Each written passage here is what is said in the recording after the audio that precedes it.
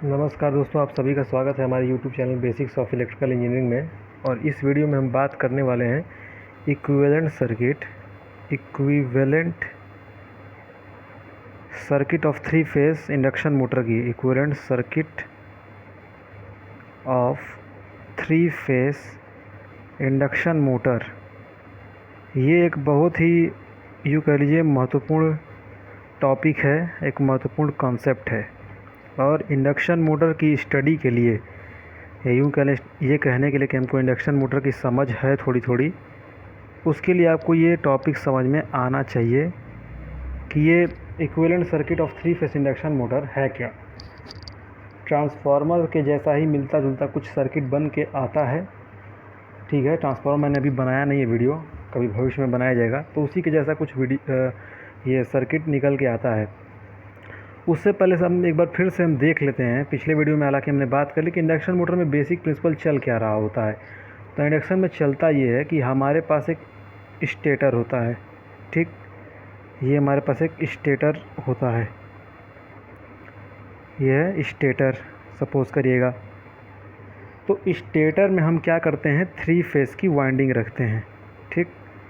Three phase की winding रखते हैं और उस थ्री फेस की वाइंडिंग में जब हम balance three phase current provide करते हैं, थ्री फेस बैलेंस करंट या बैलेंस वोल्टेज कह लीजिए, थ्री फेस बैलेंस करंट हम जब प्रोवाइड कराते हैं तो इसमें होता क्या है, एक रोटेटिंग मैग्नेटिक फील्ड जनरेट होती है, एक आरएमएफ जनरेट होता है। और पिछले वीडियो में मैंने बात की थी कि जो इस आरएमएफ की वैल्यू होती है वो होती है 3/2 φm, यानी मैक्सिमम फ्लक्स का वो 3/2 होता है, यानी 1.5 गुना होता है, 1.5 टाइम्स। तो स्टेटर में थ्री फेस की वाइंडिंग लगाने पर, बैलेंस वाइंडिंग लगाने पर एक आरएमएफ बनता है, रोटेटिंग मैग्नेटिक फील्ड बनती है। वो रोटेटिंग मैग्नेटिक फील्ड, इसके बीच में एक इस बीच में रोटर स्थित होता है, ये होता है रोटर। रोटर में बार्स होती हैं, कंडक्टर्स होते हैं, अगर हम बात करें स्क्वायरल केज इंडक्शन मोटर की। और अगर हम बात करते हैं स्लिप रिंग इंडक्शन मोटर की, तो उसमें थ्री फेस की बाकायदा वाइंडिंग होती है। तो हम स्क्वायरल केज रोटर को ही लेकर चलेंगे, तो स्क्वायरल केज रोटर को ये थ्री फेस के जो रोटेटिंग मैग्नेटिक फील्ड बनी है ये कट करती है। इसके कट करने से होता क्या है कि रोटर में ईएमएफ इंड्यूस होता है, ठीक। रोटर में हमारा ईएमएफ इंड्यूस होगा, और जब रोटर में ईएमएफ इंड्यूस होता है तो चूँकि हमने पढ़ा था कि स्क्वायरल केज इंडक्शन मोटर का रोटर एंड रिंग्स के द्वारा शॉर्ट सर्किटेड होता है, तो उसके कारण उसमें करंट फ्लो होती है। तो यहाँ पर केस क्या बना कि मैग्नेटिक फील्ड भी हमारी रोटेट कर रही है, मतलब मैग्नेटिक फील्ड मौजूद है और हमारे रोटर में करंट है। तो जब किसी मैग्नेटिक फील्ड में, एक्सटर्नल मैग्नेटिक फील्ड में कोई कंडक्टर रखा हो, करंट कैरिंग, उसमें करंट फ्लो कर रही हो, तो उस पर एक क्या लगता है, टॉर्क लगता है। याद रखिएगा, क्लोज कंडक्टर पर नेट फोर्स 0 होगी। यहाँ चूँकि यूनिफॉर्म मैग्नेटिक फील्ड है, आगे हम कुछ और भी चीज़ देखेंगे, पूरी तरह से यूनिफॉर्म होता नहीं है, लेकिन हमारे एजम्पशन और कैलकुलेशन के हिसाब से ये कांस्टेंट मैग्नेटिक फील्ड है, ठीक है। तो इस वजह से नेट फोर्स 0 होगी, लेकिन नेट टॉर्क 0 नहीं होगी। उसी टॉर्क के कारण हमारा रोटर स्टार्ट कर देगा रोटेट करना। और ये रोटर जो स्टार्ट करता है रोटेट करना, ये किस डायरेक्शन में रोटेट करता है, जिस डायरेक्शन में हमारी रोटेटिंग मैग्नेटिक फील्ड यानी आरएमएफ घूम रहा होता है, उसी डायरेक्शन में हमारा ये रोटर घूमता है, ठीक। और कुछ और बातें, वो सिंक्रोनस स्पीड से घूमता है, एनएस से घूमता है। सिंक्रोनस स्पीड से कौन घूमता है, रोटेटिंग मैग्नेटिक फील्ड एनएस से घूमती है, जिसका फार्मूला होता है 120F/P, ठीक है, ये उसका फार्मूला होता है। और जो रोटर हमारा घूमता है वो एनआर से घूमता है, इसको कहते हैं रोटर स्पीड। आरपीएम होता है, रिवॉल्यूशंस पर मिनट, आरपीएम में। और ये एनआर जो होता है वो छोटा होता है एनएस से। इसके बारे में हमने बात की भी है, क्यों छोटा होता है, क्या कारण है। तो बहरहाल इतना हमने पिछले वीडियोज़ में देख लिया था। एक टर्म यहाँ पर हम और बात करेंगे जिसका नाम है स्लिप। हिंदी में इसको सरपण कहते हैं। स्लिप इसको दिखाते हैं स्मॉल एस से। स्लिप डिफाइन कैसे है, NS माइनस NR/NS, इसको कहते हैं स्लिप, यही स्लिप है। परसेंटेज स्लिप के लिए कोई कहे कि परसेंटेज स्लिप आप बताइए, तो कुछ नहीं करना होता है, NS माइनस NR/NS कर दीजिएगा, इंटू 100 कर दीजिएगा, ये हमारी हो जाती है परसेंटेज स्लिप, ठीक है। ये हो जाती है परसेंटेज स्लिप। बेसिकली स्लिप में हम ये निकालते हैं कि जो हमारे रोटर की जो रोटेटिंग स्पीड है आरपीएम में, वो सिंक्रोनस स्पीड से कितने परसेंट कम है। ज़्यादा तो होगी नहीं, अगर हम मोटर की बात जब तक कर रहे हैं तो ज़्यादा नहीं होगी, तो कितने परसेंट कम है वही हमें बताता है कि स्लिप का मतलब क्या है। ठीक है, जैसे मान लीजिए मेरे पास एक इंडक्शन मोटर है, उसके नेम प्लेट पे लिखा है कि ये 1500 आरपीएम इंडक्शन मोटर है और इसमें स्लिप जो है वो 4% है। ऑल ओवर इंडिया के जितने भी इंडक्शन मोटर आपको 3 फेज़ के दिखेंगे, उसकी जो स्टैंडर्ड स्लिप होती है वो 4% होती है। ठीक, तो 4% कम है, तो जब इसका निकालेंगे तो 4% कितना होगा, 60 आरपीएम। इसका मतलब कि हमारे रोटर की स्पीड जो होगी वो 1440 आरपीएम होगी। ये 4% स्लिप का मतलब है कि आपकी जो रोटर की स्पीड होगी वो सिंक्रोनस स्पीड से 4% कम होगी। बस असली मतलब इसका इतना ही है। मैथमेटिकल मतलब और असली मतलब दोनों में फ़र्क करते हुए चलिएगा। मैथमेटिक्स में तो मैंने फार्मूला लिख दिया कि NS minus NR upon NS होता है स्लिप। वास्तव में आपको मतलब समझ में आना चाहिए कि अगर दिया है 1500 आरपीएम का मोटर है, उसकी स्लिप 4% है, तो इसका मतलब हुआ कि रोटर 4% कम स्पीड से घूमेगा। ठीक है, और हाँ एक बात और कि जो NS माइनस NR होता है, इसको हम कहते हैं स्लिप स्पीड। स्लिप स्पीड यानी कितने कम स्पीड हुई है, परसेंटेज में नहीं, एब्सोल्यूट स्पीड कितने आरपीएम में कम हुई है, उसको हम कहते हैं स्लिप स्पीड। ठीक, अच्छा आज हम बात करेंगे कि 3 फेज़ इंडक्शन मोटर की इक्विवेलेंट सर्किट कैसी होती है। ठीक है, तो 3 फेज़ इंडक्शन मोटर की इक्विवेलेंट सर्किट आपको कुछ ऐसी देखने को मालूम पड़ेगी, ऐसी देखने को मिलेगी। देखिए, स्टेटर की मैं बात करूँ अगर स्टेटर सर्किट की, हालांकि आज मैं ज़्यादा बात रोटर सर्किट पे करूँगा, सबसे महत्वपूर्ण वाली वही होता है।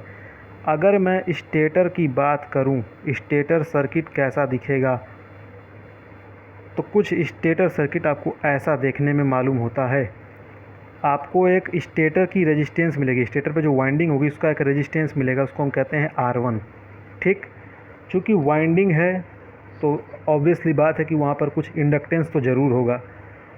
उस इंडक्टेंस को हम कहते हैं लीकेज, उसके कारण जो रिएक्टेंस आता है उस इंडक्टेंस के कारण, उसको हम कहते हैं लीकेज रिएक्टेंस। ये हमारा होता है X1। ये होती है हमारी लीकेज रिएक्टेंस कि कितना फ्लक्स हमारा लीक कर रहा है, वो डिनोट करने के लिए। एक आपकी पैरेलल यहाँ पे ब्रांच आती है जो कि बहुत महत्वपूर्ण ब्रांच है, ये इसको शंट ब्रांच हम कहते हैं। ट्रांसफार्मर तो शंट ब्रांच ही के हम कह देते हैं। ये ब्रांच हमें क्या बताती है भाई साहब, ये हमारा होता है XM, मैग्नेटाइजिंग रिएक्टेंस। ठीक है, और ये हमारा जो होता है वो होता है RC। ये RC हमें क्या बताता है, कोर लॉस के बारे में बताता है, कितना हिस्टेरिसिस और एडी करंट लॉस हुआ है उसके बारे में बताता है। अगर नहीं समझ में आ रहा है तो अभी सुन के समझिए, ट्रांसफार्मर में जब वीडियो बनाऊंगा तो उसमें और अच्छे से क्लियर होगा। RC जो होता है वो हमें ये बताता है कि किसी मशीन में कितना कोर लॉस हुआ। कोर मतलब लोहे में कितना लॉस हुआ, जो हम जिस पर वाइंडिंग लपेटते हैं, जिस लोहे पर, जिस मैग्नेटिक मटेरियल पर, उसमें कितना लॉस हुआ। उसमें भी तो हीटिंग इफेक्ट होता है, हिस्टेरिसिस और एडी करंट लॉस उसमें होते हैं, वो बताता है। एक्सएम हमें क्या बताता है कि कोर को मैग्नेटाइज करने के लिए, यानी कि मैग्नेटिक फ्लक्स बनाने के लिए, मशीन में फ्लक्स होना बहुत ज़रूरी है, मैग्नेटिक फ्लक्स, उसको बनाने के लिए कितना करंट लगेगा वो ये बताता है हमें। इस ब्रांच में जो करंट फ्लो होती है, इस ब्रांच में वो करंट होती है, एक्सएम ब्रांच में जो आपकी करंट होती है वो होती है आई म्यू, या IM भी लिखा होता है कहीं कहीं, उसमें कोई दिक्कत नहीं है। आई म्यू कह लीजिए, IM कह लीजिए। इस करंट का एक स्पेशल नाम है, इसको हम कहते हैं मैग्नेटाइजिंग करंट। ठीक, ये मैग्नेटाइजिंग करंट होती है। ठीक है, तो इतना बात आपको समझ में आ रही है। यहाँ पर हमारा रेटेड वोल्टेज होता है V1, ये V1 वोल्टेज होता है, सप्लाई वोल्टेज। ये पर फेस है, देखिए ये सर्किट हम पर फेस बना रहे हैं, 3 फेस की है, तीनों फेस के लिए अलग अलग ऐसे सर्किट बनेगा। चूँकि बैलेंस सर्किट हम जनरली लेकर चलते हैं एनालिसिस के लिए, स्टेडी स्टेट एनालिसिस के लिए, तो हम यही मान के चलते हैं कि ठीक है ये हमारा बैलेंस सर्किट है, पर फेस से भी हमारा काम चल जाएगा। तो R1 हमारा क्या हुआ, स्टेटर का रेजिस्टेंस वाइंडिंग का, X1 क्या हुआ, लीकेज रिएक्टेंस, RC क्या हुआ, कोर लॉस कंपोनेंट, XM क्या हुआ, मैग्नेटाइजिंग रिएक्टेंस। उसमें बहने वाली करंट क्या हुई, तो उसमें बहने वाली करंट क्या होती है, मैग्नेटाइजिंग करंट। एक करंट और आपको यहाँ पे महत्वपूर्ण है, यहाँ पे आपको दिखेगी, वो दिखेगी I0। ये जो I0 होती है, इसका नाम आप लिखिएगा, इसको हम कहते हैं नो लोड करंट। ठीक है, नो लोड करंट, जब मोटर पे कोई लोड नहीं होगा तब करंट कितनी बहेगी, उसी को हम कहते हैं नो लोड करंट। और यही नो लोड करंट दो भागों में बंटती है। एक आपको यहाँ पर कोर लॉस कंपोनेंट में दिखेगी IC, और एक आपको ये करंट मिलेगी यहाँ पर जो होती है वो होती है I म्यू। एक्चुअली में होता क्या है, I म्यू तो एग्जैक्ट फॉर्म में I0 से ही आती है, लेकिन जो IC करंट है ना वो कोर लॉस को वास्तव में कंपनसेट करने वाली करंट होती है। हम कह देते हैं आम भाषा में कि ये कोर लॉस कंपोनेंट भी I0 का एक भाग है, वास्तव में ऐसा होता नहीं है। ये जो करंट होती है ना कोर लॉसेस को कंपनसेट करने वाली करंट होती है। बहरहाल इतना ही आप मान के चलिए, I0 हमारी नो लोड करंट है, IC हमारी क्या है, कोर लॉस कंपोनेंट, और I म्यू क्या है, मैग्नेटाइजिंग करंट। और आगे ये हम एक वाइंडिंग का सिंबल दिखा देते हैं कि हाँ ये हमारी वाइंडिंग स्टेटर की समाप्त हो गई। यहाँ पर एक EMF इंड्यूस होता है E1। भाई चूँकि इंडक्टेंस है तो EMF एक इंड्यूस भी होगा, तो वो हमारा करंट होता है E1।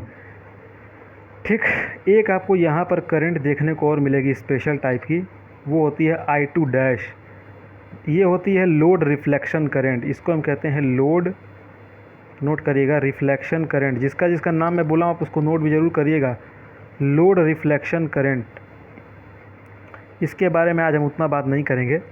बेसिकली मेरा बताने का मतलब था कि ये आपको स्टेटर सर्किट इस तरह से देखने को मिलता है 3 फेस इंडक्शन मोटर में। हमारा जो आज का मुद्दा है वो मेन है हमारा स्टेटर सर्किट, नहीं रोटर सर्किट। हमको मेन समझना है रोटर सर्किट के बारे में भाई साहब, कि रोटर सर्किट क्या हो। तो हम बात करेंगे रोटर सर्किट के बारे में। क्यों रोटर पे इतना आप जोर दे रहे हैं भाई साहब? क्योंकि रोटर ही तो हमारा मोटर का सबसे मेन पार्ट है, लोड तो हमें यहीं लगाना है, इसलिए एनालिसिस में हम रोटर को बहुत ज़्यादा तवज्जो देते हैं। ठीक है। अच्छा, एक बात और समझिएगा कि जो सप्लाई फ्रिक्वेंसी होती है, सप्लाई फ्रिक्वेंसी जो कि हम वोल्टेज लगाए हैं, कहाँ पर लगाए हैं, स्टेटर पे लगाए हैं, तो स्टेटर पे फ्रिक्वेंसी हमारी होती है F। ठीक, स्टेटर पे फ्रिक्वेंसी क्या होती है, F होती है। लेकिन इसके कोरिस्पॉन्ड जब मोटर हमारा घूमना शुरू करता है, उस दशा में अगर मैं पूछूं कि रोटर पे फ्रिक्वेंसी कितनी होगी, ये तो स्टेटर की फ्रिक्वेंसी है, स्टेटर की। अगर मैं पूछूं रोटर की ज़रा फ्रिक्वेंसी बताइए करंट इत्यादि की, तो वो फ्रिक्वेंसी होती है S इंटू F। याद रखिएगा, रोटर की जो फ्रिक्वेंसी होती है वो होती है S इंटू F। इसको हम FR लिखते हैं, FR is equal to S into F। क्यों ऐसा होता है? क्योंकि जो हमारे रोटर में EMF इंड्यूस होती है ना, वो इस बात पे डिपेंड नहीं करती कि हमारा मैग्नेटिक जो रोटेटिंग मैग्नेटिक फील्ड वो कितना तेज़ घूम रहा है, बल्कि वो इस बात पर डिपेंड करती है कि दोनों के बीच, यानी स्टेटर और रोटर के बीच रिलेटिव स्पीड कितना है। तो जब रोटर हमारा घूमने लगता है NR से, तो स्पीड हमारी कितनी हो जाती है, रिलेटिव स्पीड अगर हम बात करें दोनों की रिलेटिव स्पीड, तो स्लिपी स्पीड ना होगी, स्लिप स्पीड। तो जब स्लिप स्पीड होगी तो स्लिप स्पीड होती कितनी है, NS माइनस NR। इस वजह से हमारा जो फ्रिक्वेंसी होता है वो इसके प्रोपोर्शनल होता है, NS माइनस NR के। किसकी? रोटर की फ्रिक्वेंसी। अगर हमारा रोटर शुरुआत में रुका हुआ है तो स्टेटर की फ्रिक्वेंसी अगर F है तो रोटर की फ्रिक्वेंसी भी F ही होगी। लेकिन अगर रोटर हमारा घूमने लगा मान लीजिए किसी स्पीड से, तो दोनों की स्टेटर की मैग्नेटिक फील्ड जो है, रोटेटिंग मैग्नेटिक फील्ड, और रोटर की जो कंडीशन है, रोटर, उन दोनों के बीच में रिलेटिव स्पीड अब कम हो रही है ना। पहले तो ज़्यादा थी कि रोटर एकदम ही रुका हुआ था, तो मैग्नेटिक फील्ड बहुत तेज़ घूमती हुई दिख रही थी। तो वही हम स्टेटर घूमता हुआ स्टेटर पर अगर हम बैठ जाएँ, अपने आप को मान लीजिए कि हम बैठ गए, तब हम रोटेटिंग मैग्नेटिक फील्ड को देखेंगे तो कुछ धीमे दिखेगी, वो इतने ही रफ्तार से दिखेगी घूमती हुई। इस वजह से जो जनरेटेड फ्रिक्वेंसी होती है वो हमारी फ्रिक्वेंसी स्लिप के प्रोपोर्शनल होती है। इस वजह से स्टेटर की फ्रिक्वेंसी, रोटर की फ्रिक्वेंसी SF हो जाती है। बात समझ में आ रही है? अच्छा, सिर्फ फ्रिक्वेंसी के लिए नहीं, जो क्वांटिटीज़ फ्रिक्वेंसी पे डिपेंड करेगी सब में S आएगा रोटर में। जैसे मैं आपसे कहूँ, जो हमारा EMF होता है ट्रांसफार्मर में वो कितना होता है आपको पता होगा, वो इतना होता है 4.44 maximum flux into frequency into number of turns. ठीक, तो अगर मैं बात करूं 4.44 वगैरह को छोड़ दीजिए, EMF जो बना वो प्रोपोर्शनल फ्रिक्वेंसी के हुआ कि नहीं हुआ? बिल्कुल हुआ। तो इससे हम क्या कहते हैं कि जो हमारा रोटर का EMF आएगा, रनिंग कंडीशन में बात कर रहा हूँ, रनिंग कंडीशन में E2 जो होगा rotor induce EMF, running condition में, रन वो हमारा होता है एस इंटू ई टू, या ई टू नॉट कर लीजिए, ठीक है। ई टू नॉट का मतलब होता है, ई टू नॉट का मतलब स्टैंड स्टिल ईएमएफ, शुद्ध रूप में इसको कहते हैं स्टैंड स्टिल। स्टैंड स्टिल का मतलब जब रोटर हमारा रुका हुआ हो, स्टैंड स्टिल ईएमएफ। देखिए, जब हम स्टेटर पे सप्लाई लगाएंगे तो अचानक थोड़ी रोटर घूमने लगता है, हमें दिखता है अचानक घूमते हुए, लेकिन अगर हम समय के बहुत छोटे से भाग में जाएं तो तुरंत नहीं घूमता है, थोड़ा सा समय लेता है, मिली सेकंड में या सेकंड में भी थोड़ा सा समय लेता है।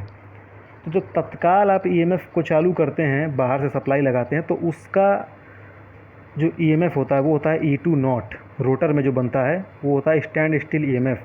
जैसे जैसे हमारा रोटर घूमना शुरू करता है, उसमें स्लिप आने लगती है, तब हमारा ईएमएफ जो हो जाता है वो हो जाता है ई टू, रनिंग कंडीशन में S into E two naught. E two naught क्या है? Stand still EMF.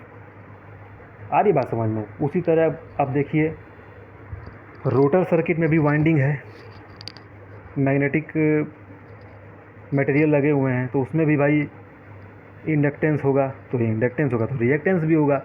तो रोटर सर्किट का जो रिएक्टेंस होगा X2 रनिंग कंडीशन में, वो भी कितना हो जाएगा? S into X2 not.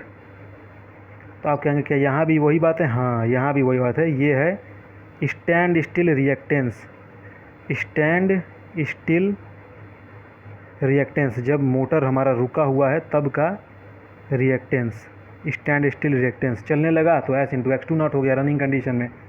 बात समझ में इतनी आ रही है? धीरे धीरे हजम करते चलिए, आएगी बात समझ में, कोई घबराने की बात नहीं है, ठीक।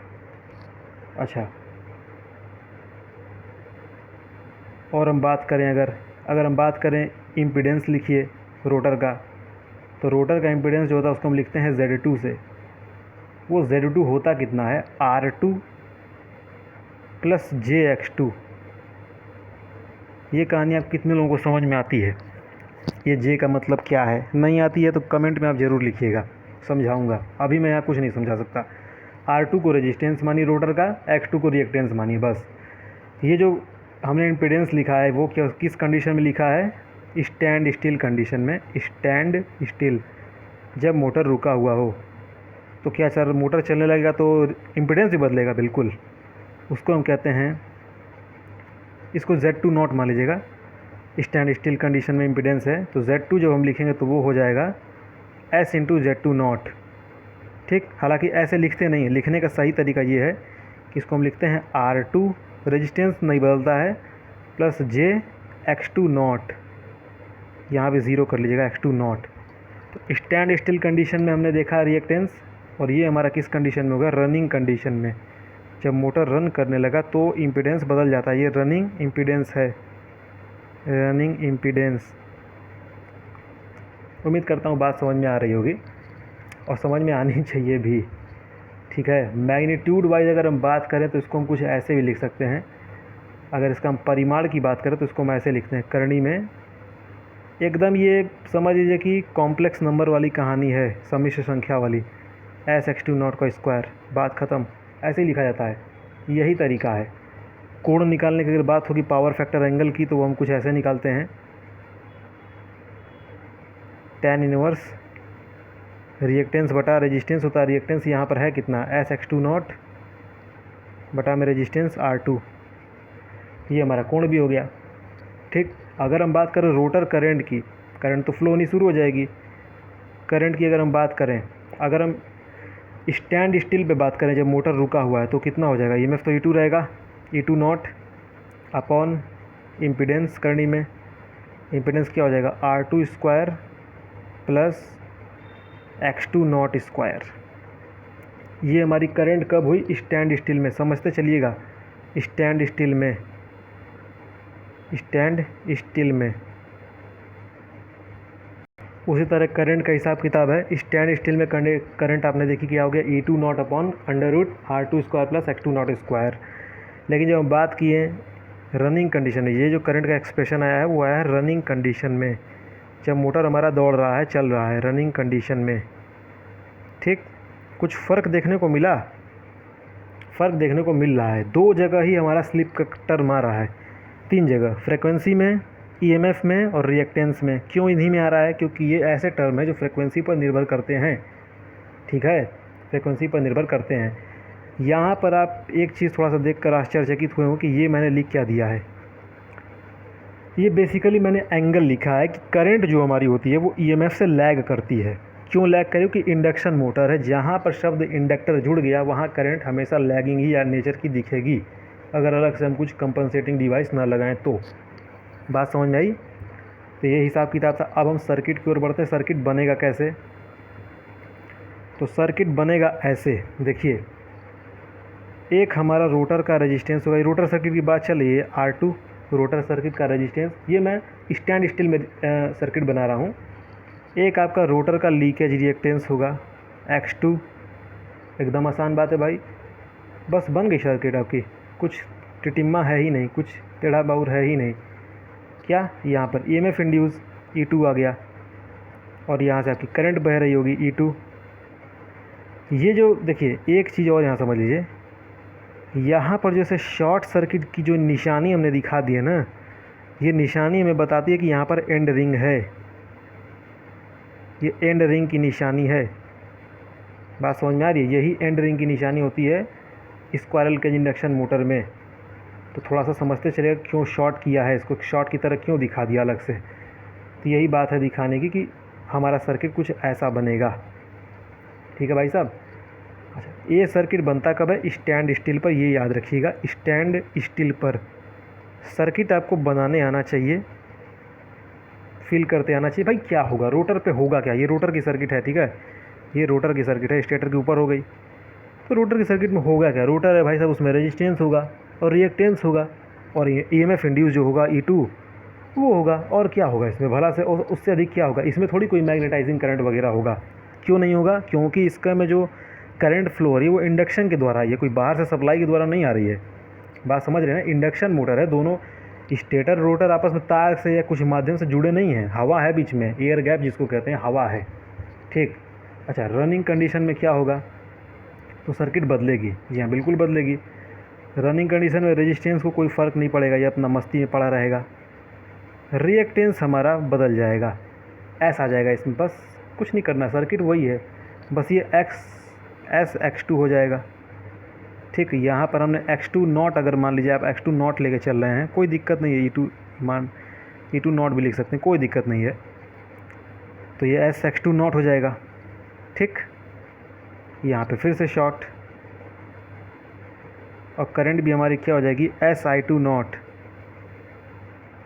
हटा दीजिए, SI2 नॉट हटाइए, I2 नॉट ही लिखिए, कोई दिक्कत नहीं है। हमें पता चल रहा है ना कि क्या होने वाला है, हमें पता है तो कोई दिक्कत नहीं है, पता होना चाहिए, ऐसा ना हो कि अनजान बन के बैठे हैं। EMF यहाँ पे क्या आएगा? SE2 आएगा, इसके बीच में EMF, ठीक। अच्छा, एक और बात जो कि बहुत इंटरेस्टिंग है, ये अच्छा उससे पहले ये कौन सा रोटर का सर्किट किस कंडीशन में हुआ? रनिंग कंडीशन में। रनिंग कंडीशन में ये सर्किट हुई है, किसकी? रोटर की, रनिंग कंडीशन में, ठीक है भाई साहब। और रोटर की ही अच्छे से देख लीजिए, थोड़ा सा समझ में आया होगा। यही आपकी रोटर की सर्किट है, ये आपकी स्टैंड स्टिल कंडीशन में, ये आपकी रनिंग कंडीशन में। अच्छा, कुछ और चीज़ें हम समझते हैं, वो क्या समझते हैं देखिएगा। ये जो हमारा रोटर आया है,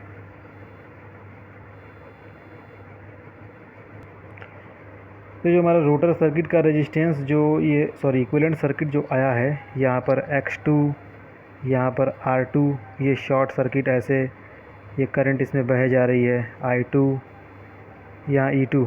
मान लीजिए हम स्टैंड स्टिल में ही बात कर रहे हैं, कोई दिक्कत नहीं है।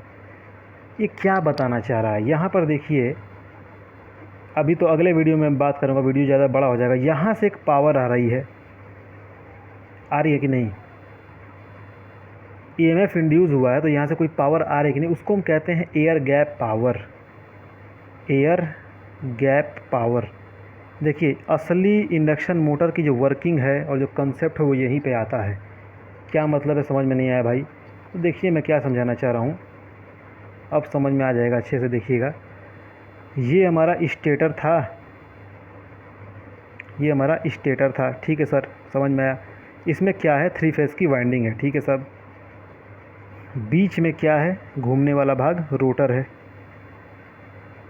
ये हमारा क्या है, ये ग्रीन कलर से रोटर है, ठीक है साहब। तो ये जो ऑरेंज रंग से जो मैं भाग रंग रहा हूँ, ये स्टेटर और रोटर के बीच, ये क्या है, ये क्या है, ये जो भाग है ये ऑरेंज कलर से, ये है क्या भाई साहब, ये है एयर गैप, ये है एयर गैप, वायु अंतराल जिसको कहते हैं, बीच में हवा है। यानी कि स्टेटर और रोटर इंडक्शन मोटर में आपस में टच नहीं होते हैं, किसी मोटर में टच नहीं होते हैं, मोटर घूमेगा कैसे, बात समझ में आ रही है। तो यहाँ से जो पावर स्टेटर से जो जाती है ऐसे उड़ते हुए पावर ये रोटर तक, ये एयर गैप पावर होती है। अगले वीडियो में हम अच्छे से बात करेंगे, यहीं पे वीडियो हम समाप्त करने वाले हैं। यही जो पावर होती है ना, ये होती है पीजी, एयर गैप पावर। और इन सभी पावरों के बारे में मैं अगले वीडियो में बात करूंगा, वीडियो नहीं तो ज़्यादा लंबा हो जाएगा। तो तब तक के लिए धन्यवाद। देखिए वीडियो को, अच्छा लगे तो अपना फीडबैक भेजिएगा। धन्यवाद।